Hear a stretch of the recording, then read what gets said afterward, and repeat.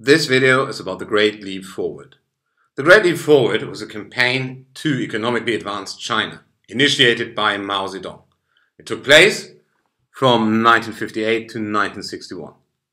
After more than 20 years of civil war, Mao proclaimed the People's Republic in 1949. At the beginning, one of the main objectives was to transform China into a great socialist and industrialized nation. China could rely on economic aid from the Soviet Union. But it has to be said, China was not an industrialized country. 75% of the population was working in the agricultural sector. By 1958, all of the farmland was collectivized. The relationship between China and the Soviet Union went sour from 1956 onwards. Stalin died and there was a de-Stalinization. Now it was okay to criticize Stalin in the Soviet Union. This meant that also criticism of Mao must be okay. Mao was not happy with that. Furthermore, the Soviet Union reduced their economic aid. So Mao said, we need to find our own way. Important in this context was the 100 Flowers campaign. People should criticize the central government.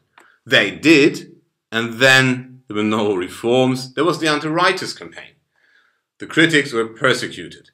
In the future, they would keep quiet and not expose themselves to danger or death.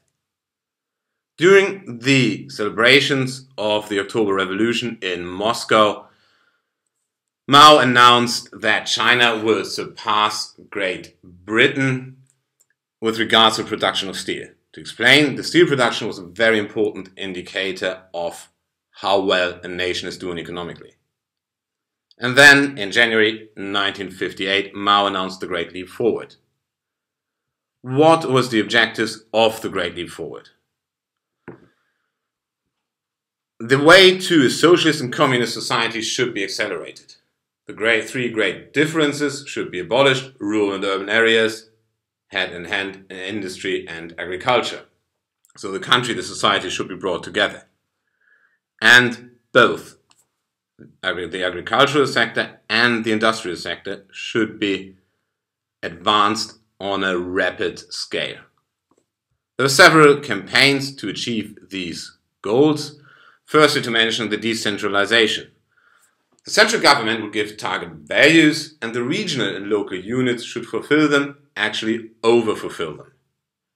There were people communes. They were the central and mandatory element of economic and social life, organizing everything. The industrial and especially steel production should be increased. China was aware that they did not have the means to undertake massive investments. So they said, we have cheap labor with the farmers, so why don't we take them to do our industrial work? The irrigation campaigns and the rural people were forcibly recruited to build these to realize these water conservancy projects. Some agricultural campaigns, they thought to increase our agricultural output by deplowing, intensive use of fertilizer, very close planting, and so on. Then also the second wave of the anti-rightist campaign started. Critics and officials who did not report the over-fulfillment of the production goals, they were persecuted. What happened in practice? The people's communes, they destroyed the morale because they ruled everything, and they actually nearly destroyed the traditional family. The investment projects did not go well. The farmer is not an engineer. There was just a lack of expertise. And these farmers working in the industrial projects were then missing in the agricultural sector, so there were problems. And the agricultural campaigns, they of course didn't work out, and the harvest declined. Furthermore, there's another problem. Because the officials reported the overfulfillment of the target values, The central government said, great, we can export more, and then these exports of crops were missing or were not there to feed the rural population.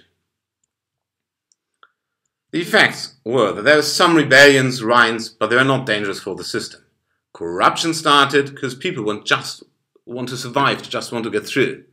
And there was the worst famine in the history of mankind, with up to 45 million deaths.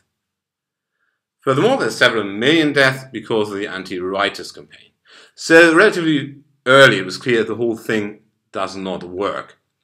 And there was public criticism of the Great Leap Forward and also of Mao from 1959 onwards, starting at the conference of Lushan.